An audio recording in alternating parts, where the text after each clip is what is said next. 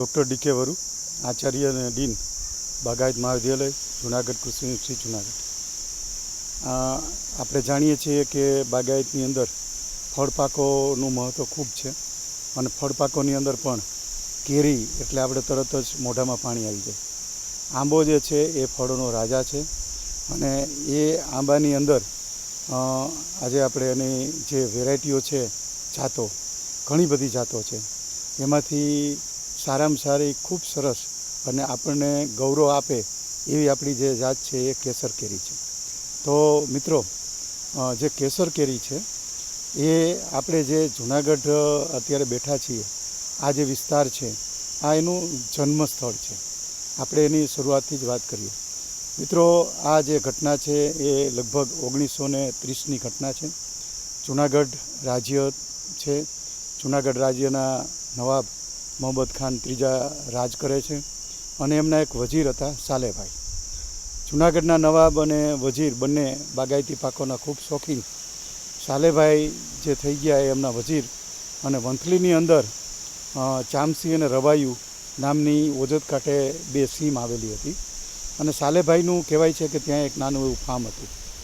આ જ સમય હતો એટલે કે આંબાની અંદર કેરીઓ લાગેલી હતી અને હાર્વેસ્ટિંગ એટલે કે વેળો મુકાઈ ગયો હતો. તો સાલેભાઈને એમ થયું કે ચાલ મારી વાડીએ પણ હું જઈ આવું, શું પોઝિશન છે. તો એક દિવસ સાલેભાઈ આ સમયે લગભગ મે મહિનામાં હાર્વેસ્ટિંગ ચાલુ હતું એ સમયે એની વાડીએ એટલે કે વંથલીની અંદર જે ચામસી રવાયુ સીમ છે ત્યાં જોવા માટે ગયા. એ સમયે એની વાડી એટલે એની ફાર્મની બાજુમાં બીજા એક ખેડૂતની વાડી હતી, ત્યાં પણ હાર્વેસ્ટિંગ એટલે કે વેળો ચાલુ હતો. તો સાલેભાઈને એમ થયું કે ચાલો બાજુવાળાના ખેડૂતનું પણ આપણે જોઈએ. તો ત્યાં એ જોતાં જોતાં જે વેળો ચાલુ હતો, હાર્વેસ્ટિંગ ચાલુ હતું, જોતાં જોતાં એને કંઈક નવું લાગ્યું.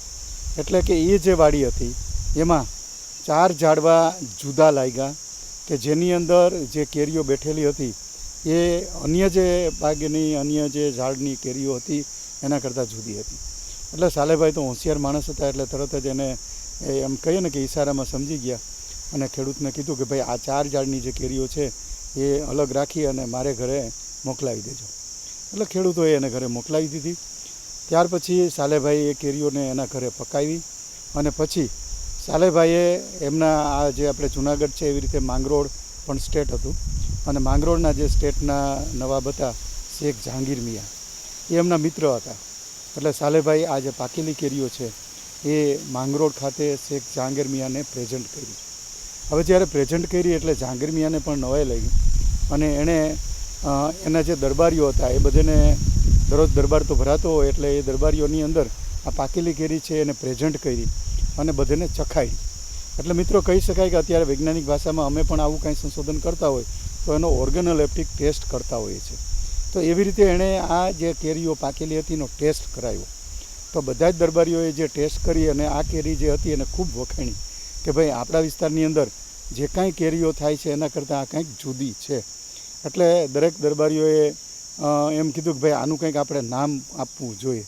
એટલે જે તે વખતે એ શેખ જહાંગીર મિયાં અને દરબારીઓએ નક્કી કર્યું કે ભાઈ આપણે સાલેભાઈ જે છે આ કેરીનું સંશોધન કરી આવ્યા છે તો આપણે શા માટે એના નામે જ આ નામ આપીએ. અને તરત જ એ સમયે એને સાલેભાઈની આંબળી એવું નામ આપવામાં આવ્યું અને એ સમયે સાલેભાઈને એવોર્ડ આપ્યો એટલે કે સાલેભાઈનો ખિતાબ જે છે એને આપવામાં આવ્યો. આ ચેપ્ટર એક અહીં પૂરું થયું. ત્યાર પછી આ જે ઘટના બની એની જાણ જુનાગઢના નવાબને થઈ. હવે જુનાગઢના જે નવાબ હતા એ સમયના એ પણ ખૂબ બાગાયતના શોખીન હતા અને એ સમયે એમણે આયંગર સાહેબ કરી અને જે હોર્ટિકલ્ચરિસ્ટ કહી શકાય કે જે બાગાયતના નિષ્ણાત કહી શકાય એવા એક નિષ્ણાતને નોકરી ઉપર રાખેલા હતા.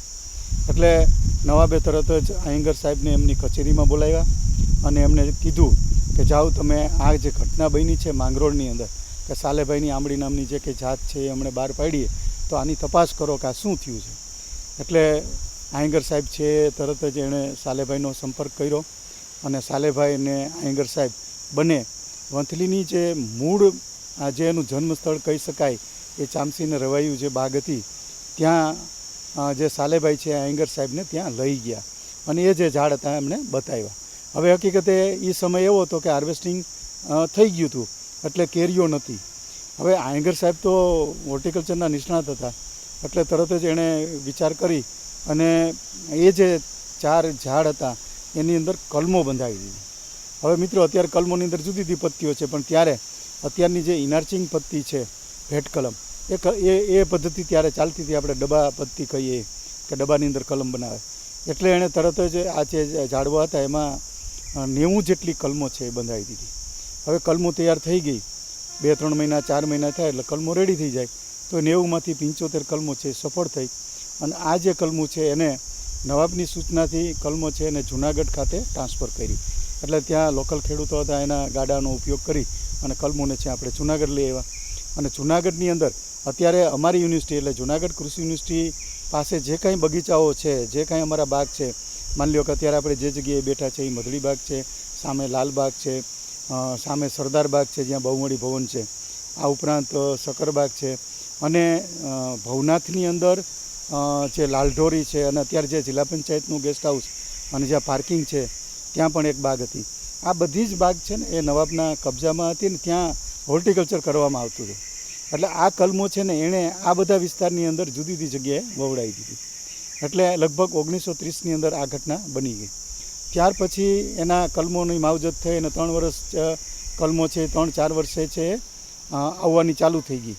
એટલે જ્યારે કલમો આવવાની ચાલુ થઈ ત્યારે એમાંથી ફરીથી કેરી છે એ ઉતારવામાં આવી. એટલે આપણે કહીએ ને કે આપણે આંબાવડિયું બનાવ્યું અને પહેલી વાર જ્યારે પાક આવે ત્યારે આપણે ખૂબ આનંદ થતો હોય, તો એવી રીતે એ જે કંઈ બાગ હતી એ બાગોમાંથી કેરીઓ છે એ ઉતરવા માંડી. અને એ કેરીઓને આયંગર સાહેબે ખૂબ હોંશપૂર્વક નવાબના જે કાંઈ દરબારીઓ એટલે નવાબનો જે દરબાર ભરાતો હોય એ દરબારની અંદર આ જે કેરીઓ છે એને પ્રેઝન્ટ કરવામાં આવી. અને ફરીથી એ જ ઘટના બની જે માંગરોળમાં બની હતી. એટલે કે ઓર્ગેનોલેપ્ટિક ટેસ્ટ કરવામાં આવ્યો. એટલે જે પાકેલી કેરીઓ હતી એ કેરીઓને બરાબર સુધારી અને જે દરબારીઓ છે એને ખવડાવવામાં આવી. અને ત્યાર પછી દરેકનો ઓપિનિયન લેવામાં આવ્યો કે ભાઈ તમને આ જે જાત છે એ કેવી લાગી. અહીંયા વચ્ચે થોડું કહી દઉં કે જે કેરીઓ દરબારમાં પ્રેઝન્ટ કરી હતી એમાં 2 પ્રકારની બની હતી. એક જે છે એ ખૂબ સારી હતી, એક થોડીક નબળી હતી. એટલે બેયનું ઓપિનિયન લેવામાં આવ્યું. તો જે ખૂબ સારી લાગી દરેકને એનું જે નામકરણ છે એ કરવામાં આવ્યું, અને બીજું જે વર્જિન હતું એને રિજેક્ટ કરવામાં આવ્યું. એટલે આ રીતે એ જે દરબારીઓનો ઓપિનિયન લેવામાં આવ્યો અને એના આધારે એનું નામ જે છે એ કેસર પાડવામાં આવ્યું. અને આ ઘટના છે એ 25 મે 1934ના રોજ બનેલી છે. એટલે 25 મેના રોજ અમે દર વર્ષે એનો કેસર કેરીનો જન્મદિવસ ઉજવીએ છીએ. આ કદાચ વિશ્વમાં પહેલી ઘટના છે કે કોઈ ફળપાકનો જન્મદિવસ ઉજવવામાં આવતો હોય, તો એ આપણા માટે ગૌરવની વાત છે. હવે પ્રશ્ન એ છે કે કેસર શા માટે નામ રાખ્યું? તો એની ગુણવત્તાના આધારે, અને એમાં પણ નવાબે પોતાનો એકનો અભિપ્રાય નથી માન્ય રાખ્યો, પણ જે દરબારીઓ હતા દરેકના અભિપ્રાયને આધારે નક્કી કરવામાં આવ્યું. તો ગુણધર્મો કેવા હતા? તો જો એક રિજેક્ટ થઈ ગયોની વાત આપણે નથી કરતા, પણ જે સારું હતું તો એના ગુણધર્મો કેવા હતા?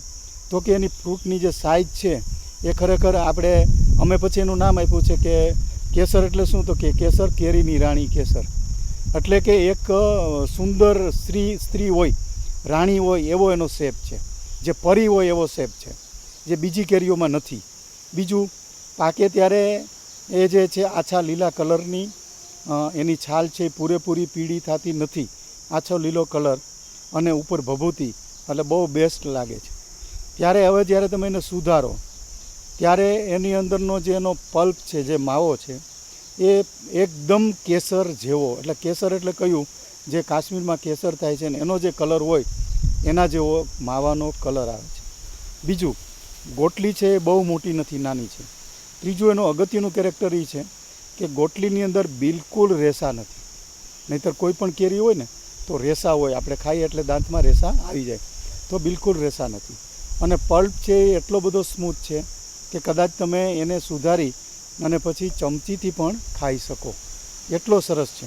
અને ચોથી એની અગત્યની જે મેટર છે કે એનો જે ટેસ્ટ છે એની તો કોઈ વાત જ ન થઈ શકે, એટલો સરસ ટેસ્ટ છે કે જે એનો આપણે ખાધા પછી જે આપણા આંગળાની અંદર જે ચોંટી ગઈ હોય તો એની સુગંધ પણ આપણે કલાક સુધી લઈ શકીએ, એટલી સરસ એની ફ્લેવર છે, એટલો એનો ટેસ્ટ છે. અને એનું જે બાયોકેમિકલ એનાલિસિસ પણ અમે કરેલું છે. તો એનો TSS, એનો sugar, reducing sugar, non reducing sugar, આ બધી જ વસ્તુઓ અન્ય કેરીની જાતો કરતાં ખૂબ સારી છે.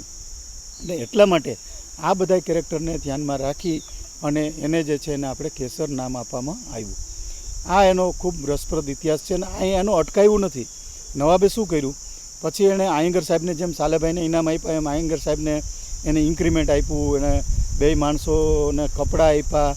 ત્યાર પછી એણે શું કર્યું તો કે એણે કન્ફર્મેશન કરાવ્યું કે ભાઈ આયંગર સાહેબને કીધું કે તમે આખા વિશ્વનો પ્રવાસ કરો અને આના જેવી કોઈ વેરાયટી છે કે નહીં એની આપણે તપાસ કરવી. એટલે હવે એ સમયની અંદર કોઈ એવા સાધનો નહોતા કે આપણે પ્લેનમાં ઉડીને કોઈ 10 કલાકમાં 20 કલાકમાં કોઈ જગ્યાએ જઈ શકીએ.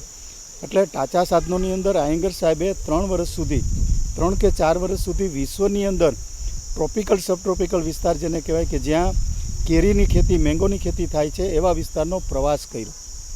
અને એ પ્રવાસ કરી અને આયંગર સાહેબે એની નોંધ લખી નવાબને, અને એનો આખો રિપોર્ટ સબમિટ કર્યો. અને એમાં આયંગર સાહેબે લખ્યું કે હું જેટલું ફર્યો, મારી જેટલી બુદ્ધિ નિષ્ણાત છે એ પ્રમાણે આખા વિશ્વમાં 1897 જેટલી જાત છે, એમાં કેસર જેવી એક પણ જાત નથી. આવો એણે એના હસ્તલિખિત લેખની અંદર ઉલ્લેખ કર્યો. એટલે આ એનો ખૂબ જ એક સારું પાસું કહેવાય કે એણે કન્ફર્મેશન પણ કર્યું. અને ત્યાર પછી મિત્રો કોઈ પણ સંશોધન થાય ને પછી એનું એક્સટેન્શન આવે કે એને આપણે ખેડૂતો સુધી પહોંચાડવું. તો એના માટે પણ નવાબની દીર્ઘદ્રષ્ટિ હતી. અને આપણે જાણીએ છીએ કે ભવનાથની અંદર વર્ષોથી શિવરાત્રિનો મેળો થાય છે. તો નવાબે એ સમયે શિવરાત્રિના મેળાનો ઉપયોગ કરી અને શિવરાત્રિના મેળામાં આનો સ્ટોલ રાખવામાં આવ્યો. આયંગર સાહેબને સૂચના આપી કે તમારા સ્ટાફને કહીને આની જેટલી બને એટલી કલમો કરાવો. એટલે એની કલમો કરી અને શિવરાત્રિના મેળામાં આના સ્ટોલ રાખી અને લગભગ 25 કે 50 પૈસામાં ખેડૂતોને કલમો આપી. એટલે એનું એક્સટેન્શન થયું. બીજું નવાબે શું કર્યું તો કે સૌરાષ્ટ્રના જેટલા રજવાડા હતા, માની લો કે ભાવનગરના રાજા, પોરબંદરના રાણા સાહેબ, જામનગરના રાજા, ગોંડલના, આ જેટલા રજવાડા હતા એ દરેકને અને અમુક કલમો છે એ ભેટ આપી કે ભાઈ તમારા વિસ્તારની અંદર પણ તમે આ કલમોને વાવો. અને એનું એક ઉદાહરણ તમને અત્યારે આપું કે પોરબંદરને જે આપેલી છે એમાં અત્યારે પોરબંદરની બાજુની અંદર આદિત્યાણાની નજીકમાં એક ગામ છે, ત્યાં નટવરબાગ કરીને છે નટવરસિંહનો, એની અંદર આજની તારીખે જે ઓરિજિનલ કેસર છે એ હયાત છે, ત્યાં એને પણ આપેલી છે. અને બાકીના આપણા જેટલા બગીચાઓ છે એ બધેની અંદર આની જે વાવેતર છે કરેલું છે. અને એમાંથી ઓરિજિનલ જે કેસર છે એના અમુક ઝાડવા અમે આઈડેન્ટિફાઈ કરેલા છે કે આ હિસ્ટ્રીની અંદર અમે બધું ભારત સરકાર પાસે રજૂ કરેલું હતું.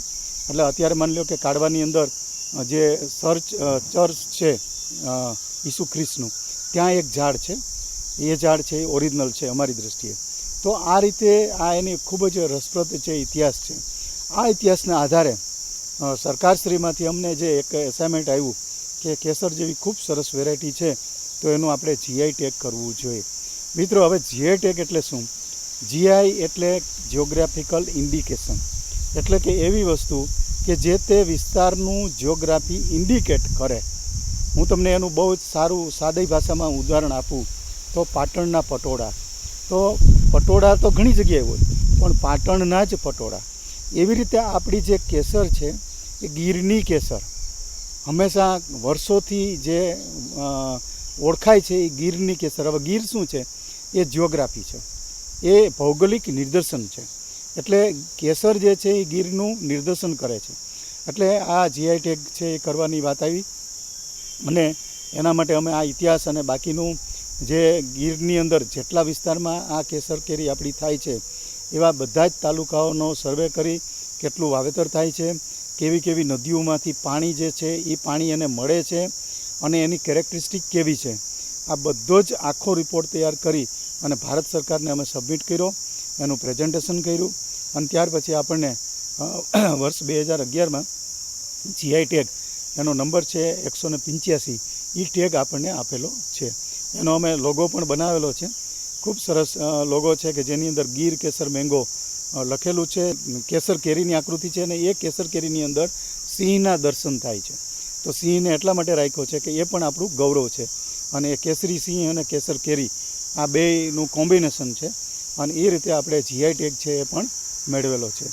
એટલે કેસર કેરીનો જે ઇતિહાસ છે એ ખૂબ રસપ્રદ છે અને એના આધારે આપણને જીઆઈ ટેગ મળેલો છે અને ખેડૂતોને લીગલ પ્રોટેક્શન આના આધારે મળે અને જે 7 તાલુકાના ખેડૂતો છે કે જેને જીઆઈ ટેગ મળેલું છે એ જ ખેડૂતો આ જે કેરી તાલાળાની કે ગીરની પ્રખ્યાત કેસર કેરી એવો એનો ઉપયોગ કરી શકે. કે આપણી પાસે જૂનાગઢની અંદર ખાસ કરીને બાગાયત કોલેજ પાસે આ મધડીબાગ છે, લાલબાગ, સક્કરબાગ, આ બધા જે ખેંગારવા બધા બગીચાઓ છે એની અંદર મોટાભાગના જે બગીચાઓ છે કેસર કેરીના છે. સક્કરબાગની અંદર વેરિએશન માટે અમે લગભગ 101 જેટલી જાતો ત્યાં છે. તો એમાં ખાસ કરીને કેસર કેરી માટે શું કરી શકાય, તો એમાં એની જે પ્રોડક્શન ટેકનોલોજી છે કે કેમ કરીને વધારે ઉત્પાદન મળે અને ક્લાઇમેટ ચેન્જ, અત્યારે ક્લાઇમેટ ચેન્જનો એરા ચાલી રહ્યો છે, તો ક્લાઇમેટ ચેન્જ સામે કેસર કેરીને કોઈ પ્રોબ્લેમ ન આવે, એનું ફ્લાવરિંગ છે સમયસર થાય, એનું ફ્રૂટ સેટિંગ સમયસર થાય, એનું પ્રોપેગેશન પણ સમયસર થાય, એ માટેની પ્રવૃત્તિ છે એ અમારી કોલેજ મારફત કરવામાં આવે છે. પ્રોપેગેશનની વાત કરીએ તો દર વર્ષે અમે સક્કરબાગ ખાતેથી લગભગ 8 થી 10 હજાર જેટલી કલમો છે એની બનાવીએ છીએ 100 ફૂટ ગ્રાફ્ટિંગથી અને ખેડૂતોને આપીએ છીએ. આ સિવાય એનું ખાસ અત્યારે ક્લાઇમેટ ચેન્જની અંદર જે ખાસ ફ્લાવરિંગ અને ફ્રૂટ સેટિંગમાં પ્રશ્નો છે એના માટેના સંશોધનો ચાલુ છે કે જેથી કરીને એનું ફ્લાવરિંગ છે એ સમયસર આવી જાય અને ફળધારણની પ્રક્રિયા છે એ એની ખોરંભાઈ નહીં. તો એના માટે જુદા જુદા પ્રકારના હોર્મોન્સ, કેમિકલ્સ છાંટવાના.